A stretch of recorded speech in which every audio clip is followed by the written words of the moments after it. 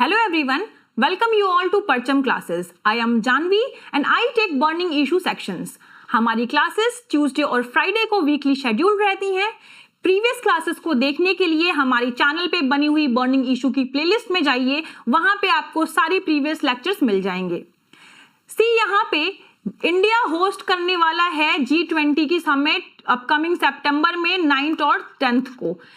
इसी समय पर चाइना ने 28 अगस्त को 2023 edition of Chinese map launch किया है, जिसमें कि अरुणाचल प्रदेश, अक्साई चीन और साथ ही साथ साउथ चाइना सी के रीजन को चाइना ने अपने अंडर दिखाया है. चाइना ने वहां पे अपना क्लेम स्टैब्लिश किया है.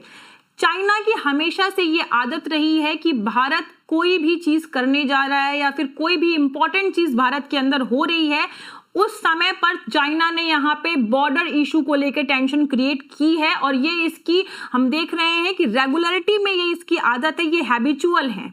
इस पर्टिकुलर वीडियो में हम बात करेंगे कि किस तरीके से 75 इयर्स के पूरे टाइम एरा में चाइना और इंडिया के बीच में टेंशंस बढ़ी हैं. साथ ही साथ हम प्रीवियस कुछ क्लैशेस देखेंगे जो इंडिया और चाइना के बीच में बॉर्डर पर देखने को मिले हैं.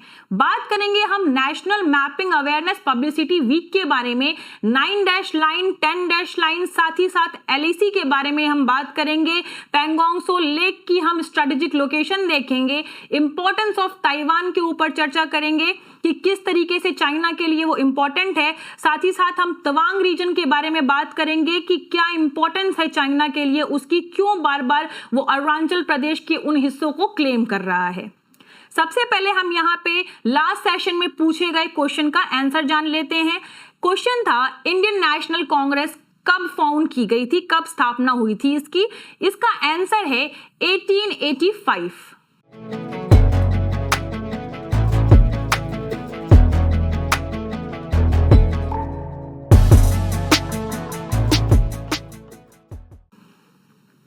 आप ये मैप देख सकते हो, ये जो है ऑफिशियल मैप है 2023 एडिशन जिसे चाइना ने रिलीज किया है. इसमें अरुणाचल प्रदेश, आपका ये पूरा साउथ चाइना सी का रीजन और साथ ही साथ आपका अक्साई चीन का रीजन चाइना ने क्लेम किया है.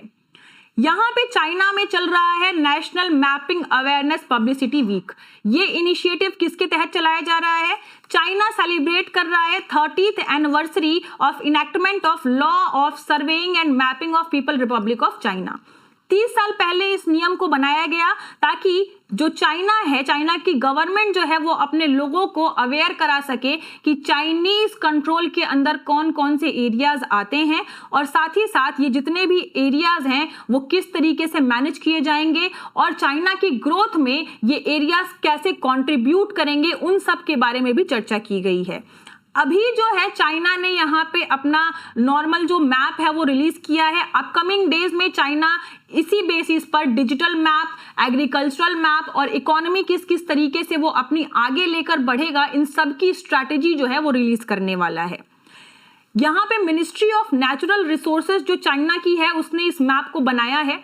और अरुणाचल प्रदेश, अक्साई चीन के साथ साथ आप यहाँ पे मैप में देखिए, ये जो आपको रेड लाइनिंग दिख रही है ये है 9 लाइन.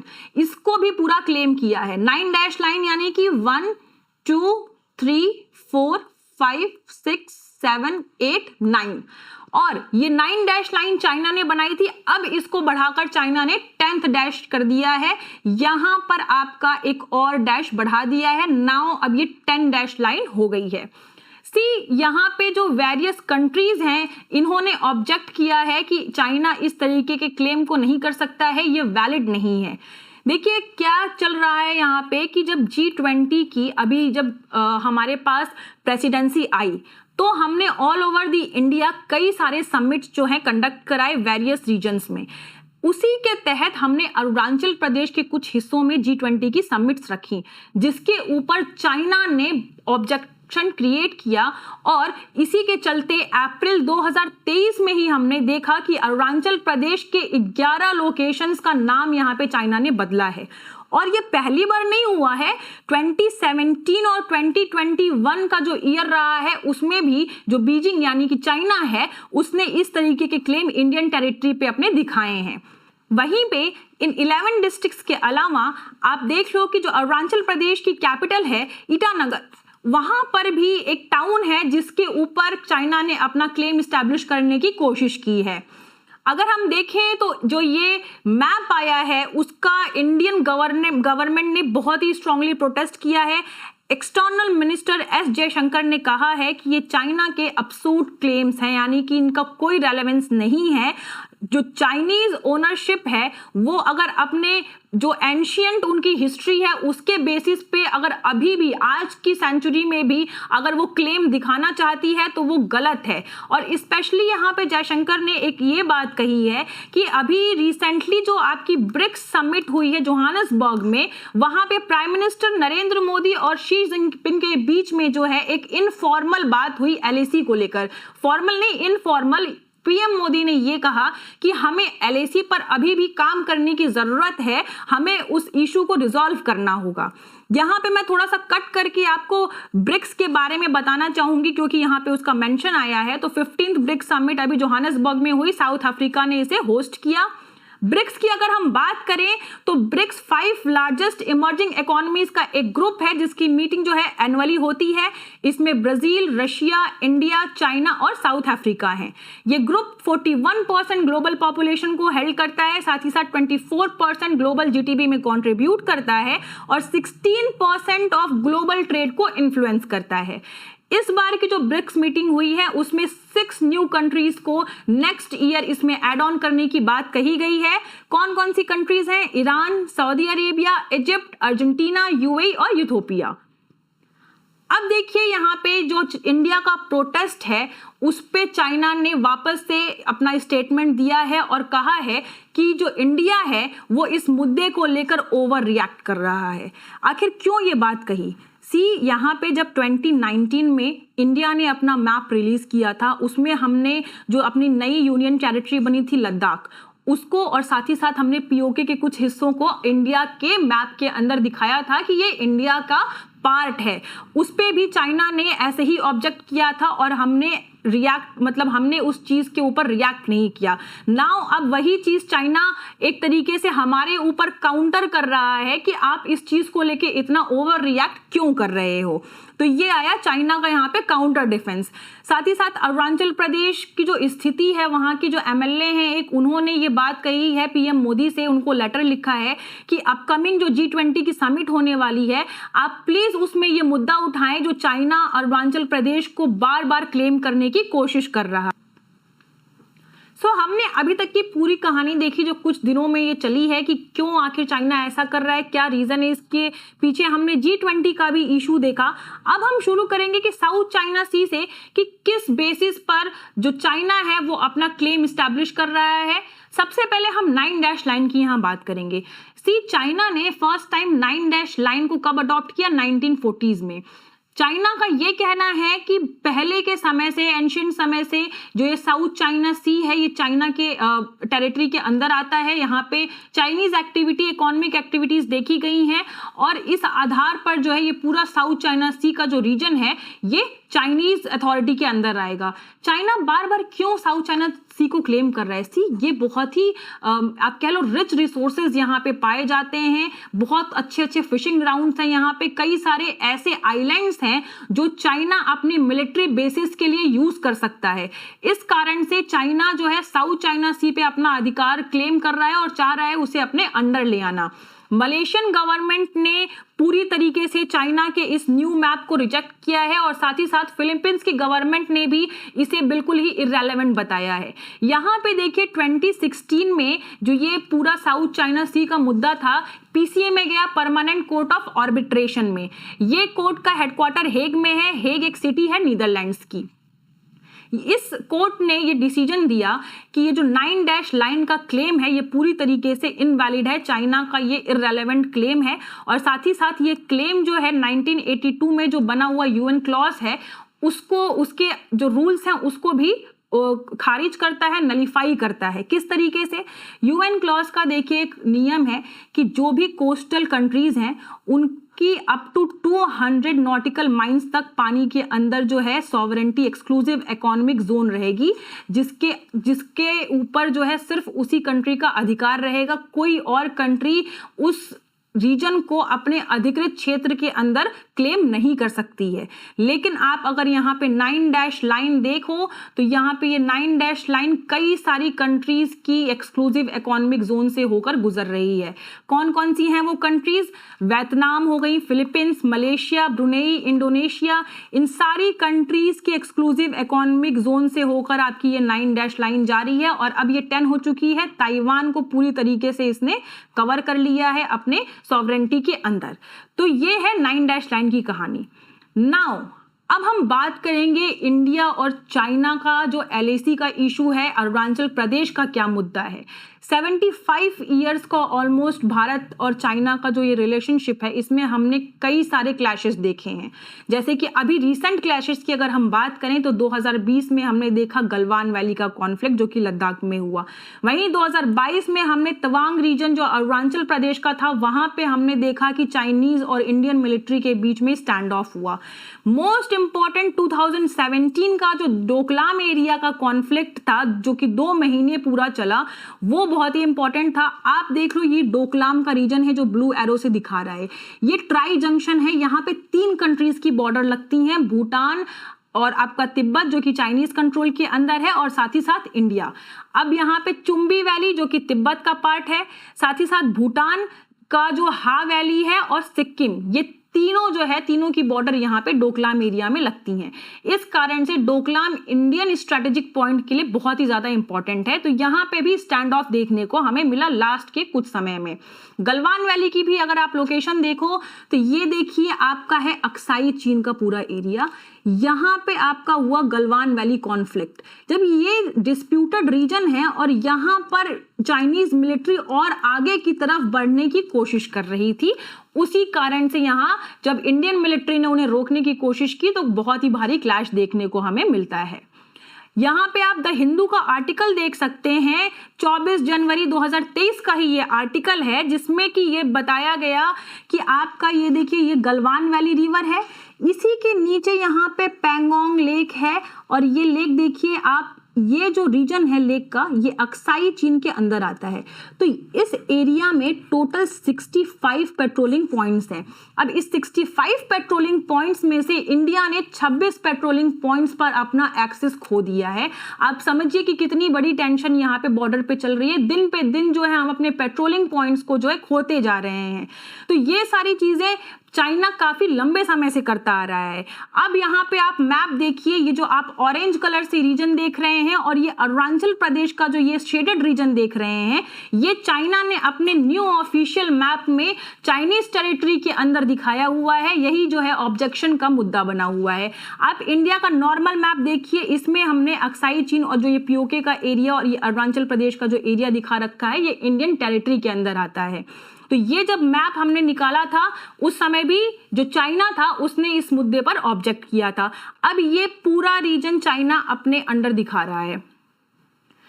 कुछ समय के पहले अभी मैंने बताया कि जब G20 की समिट अलग अलग हिस्सों में हो रही थी, उस समय पर अरुणाचल प्रदेश के भी कुछ वहां पे कुछ हिस्सों में G20 की समिट रखी गई, जिसके ऊपर जो चाइना है उसने ऑब्जेक्ट किया। बट उसके बाद भी हमने वो मीटिंग्स जैसे शेड्यूल्ड थी वैसे कराई वहां पर, और इससे चाइना जो है काफी नाराज भी था।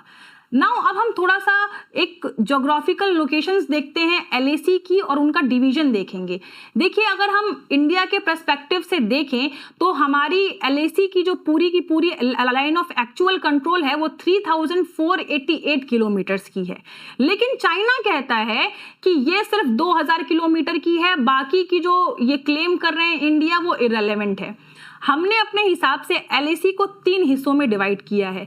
पहला है हमारा अरुणाचल प्रदेश और सिक्किम का हिस्सा, जिसकी बॉर्डर लाइनिंग ऑलमोस्ट 1346 किलोमीटर है आपकी ये एरिया। दूसरा जो है वो है मिडिल सेक्टर, जिसमें उत्तराखंड और हिमाचल प्रदेश की बॉर्डर लाइन आती है ऑलमोस्ट 545 किलोमीटर्स की आपका ये एरिया। और लास्ट जो हमारा है वेस्टर्न एरिया लद्दाख का, जिसमें हम 1597 किलोमीटर्स तक बॉर्डर शेयर करते हैं ये एरिया। तो इस 3 सेक्शंस में जो है LAC की लाइन डिवाइड की गई है। अब देखिए भारत का क्या कहना है। 1914 में शिमला एग्रीमेंट के तहत मैकमहन लाइन को इस्टेब्लिश किया गया और ये बताया गया कि जो मैकमहन लाइन है ये ब्रिटिश जो कॉलोनियल एडमिनिस्ट्रेशन है और तिब्बत के बीच की लाइनिंग है। इसी आधार पर हम अरुणाचल प्रदेश और ये जितना भी लद्दाख का रीजन है ये भारत की टेरिटरी के अंदर आता है। इसके बावजूद भी चाइना बार बार इसे क्लेम कर रहा है। क्या आधार है, क्यों चाइना जो है क्लेम करना चाह रहा है अरुणाचल प्रदेश को, उसका रीजन क्या दे रहा है? अरुणाचल प्रदेश की अगर हम बात करें तो 1972 तक इसे नॉर्थ ईस्ट फ्रंटियर एजेंसी के नाम से जाना जाता था और साथ ही साथ जो इसकी लोकेशन है बहुत ही ज्यादा वो इंपॉर्टेंट रखती है। तिब्बत जो है वो नॉर्थ में पड़ता है अरुणाचल प्रदेश से, साथ ही साथ अरुणाचल प्रदेश भूटान के साथ वेस्ट में बॉर्डर शेयर करता है और म्यांमार के साथ ईस्ट में बॉर्डर शेयर करता है। हम मैप में देखेंगे ये है आपका अरुणाचल प्रदेश, ये इसकी बॉर्डर लग रही है तिब्बत से, यहाँ लग रही है आपकी भूटान से और ये लग रही है आपकी म्यांमार से। एक रीजन और जा रही है ये तवांग डिस्ट्रिक्ट, ये बहुत ही ज्यादा इंपॉर्टेंट है। आखिर क्यों ये डिस्ट्रिक्ट जो है चाइना के लिए बहुत ही ज्यादा इंपॉर्टेंट है हम देखेंगे, हम बात करेंगे।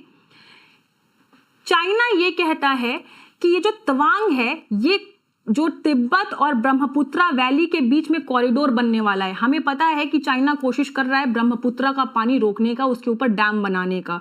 विनो की जो पानी का ये बहाव है, ये जो वाटर की जो वॉर है, ये बहुत ही ज्यादा आप कह लो कि चाइना इसके ऊपर अग्रेसिवली आगे बढ़ रहा है और वो कोशिश कर रहा है कि ब्रह्मपुत्रा का पानी रोक दे किसी तरीके से, और अगर ऐसा होता है तो भारत के लिए समस्या खड़ी होगी। और तवांग डिस्ट्रिक्ट जो है वो बहुत ही क्रिटिकल पॉइंट है, इस वजह से चाइना चाह रहा है कि वो उसे अपने अंडर ले ले। साथ ही साथ चाइना का ये कहना है कि तवांग डिस्ट्रिक्ट में कल्चरल सिग्निफिकेंस से अगर हम देखें तब भी तवांग जो है वो तिब्बत का पार्ट है। किस तरीके से, तवांग में एक मोनेस्ट्री है तवांग गार्डन नामग्याल, ये मोनेस्ट्री जो है सेकंड लार्जेस्ट मोनेस्ट्री है तिब्बतियन बुद्धिज्म की पूरे दुनिया में। और 14वें दलाई लामा जब वो तिब्बत से चाइनीज आर्मी से बचते हुए भाग के आए थे 1959 में, तो उन्होंने इसी मोनेस्ट्री में कुछ दिन बिताए थे। तो चाइना का ये कहना है कि ये जो कल्चरल सिग्निफिकेंस है ये पूरे अरुणाचल प्रदेश का, इससे ये शो होता है कि ये कहीं ना कहीं तिब्बत का पार्ट रहा है और तिब्बत चाइना का हिस्सा है, इस कारण से अरुणाचल प्रदेश जो है चाइना का हिस्सा है। तो ये है इंपॉर्टेंस तवांग की। साथ ही साथ आप यहाँ पे फोटो में देखिए, अगर हम तवांग डिस्ट्रिक्ट की बात करें या फिर हम पूरे अरुणाचल प्रदेश का जो बॉर्डर डिस्ट्रिक्ट है उसकी बात करें, तो वहाँ पे इंडियन मिलिट्री की काफ़ी सारी मिसाइल्स जो है डिप्लॉयड हैं और वहाँ से इतनी सही लोकेशन है कि हम कहीं भी मिसाइल को फायर कर सकते हैं। तो इस कारण से चाइना को एक ये डर भी है कि अगर इन केस अपकमिंग आगे चल के कभी वॉर होती है इंडिया चाइना में, तो हम अरुणाचल प्रदेश का जो पूरा रीजन है वहाँ से हम चाइना को टारगेट कर सकते हैं आसानी से। इस कारण से चाइना जो है अरुणाचल प्रदेश के ऊपर अपना क्लेम लेना चाह रहा है। ये देखिए यहाँ पे ये पिक्चर है जो ये आपकी तवांग की जो मोनेस्ट्री है उसकी, ये सेकंड लार्जेस्ट तिब्बतियन बुद्धिज्म की मोनेस्ट्री है ऑल ओवर दी वर्ल्ड। अब देखिए क्या भारत की क्या नेगोशिएशंस चल रही हैं। हमने इतने सारे कॉन्फ्लिक्ट देखे, इतनी सारी टेंशन्स देखी कि बॉर्डर पे चल रही हैं, इसको लेकर क्या बातचीत चल रही है दोनों सरकारों के बीच में। 2003 में जो इंडियन प्राइम मिनिस्टर हैं उन्होंने स्पेशल रिप्रेजेंटेटिव ऑफ चाइना को वहाँ पे अपॉइंट किया चाइना की कंट्री में। साथ ही साथ 2005 में भी इस पे बात करने की कोशिश की लेकिन कोई बात बनी नहीं। 2015 का भी टॉक जो है वो फेल हो गया। आप यहाँ पे इमेज देखो, जब शी जिनपिंग महाबलीपुरम में आए थे प्राइम मिनिस्टर से मिलने के लिए और प्राइम मिनिस्टर 2018 में वुहान भी गए थे, उस समय पर ये बात हुई कि ठीक है हम LAC पर जो है डिसंगेजमेंट करने के लिए, वहाँ पे पीस स्टैब्लिश करने के लिए इन बातों को आगे बढ़ाएंगे। और साथ ही साथ रिसेंट का जो हमने देखा यहाँ पे ब्रिक्स समिट 2023 में, वहां पर भी प्रधानमंत्री ने शी जिनपिंग से ये कहा कि हमें LAC पर और काम करने की जरूरत है। लेकिन उसके बावजूद भी हम देख सकते हैं कि ब्रिक्स समिट होने के जस्ट तुरंत बाद यहाँ पे चाइना ने अपना न्यू मैप रिलीज कर दिया। तो हमें आगे देखना होगा कि किस तरीके से ये जो नेगोशिएशंस हैं, ये जो टॉक्स हैं, डायलॉग हैं, वो आगे बढ़ेंगे। Now coming to next segment of our video, question है आज का कि in which year was the McMahon line establish as a part of Shimla convention between Tibet and British Raj. यानी कि कौन से ईयर में शिमला एग्रीमेंट के तहत जो तिब्बत और ब्रिटिश राज के बीच में ये मैकमहन लाइन खींची गई है? आप सब इसका आंसर कमेंट सेक्शन में करें। साथ ही साथ इसकी पीडीएफ के लिए आप विजिट करें parchamclasses.in पर, या वहां से आप ये पीडीएफ डाउनलोड करें और ज्यादा से ज्यादा इस टॉपिक्स को रिवाइज करें। That's all for today. Till then take care.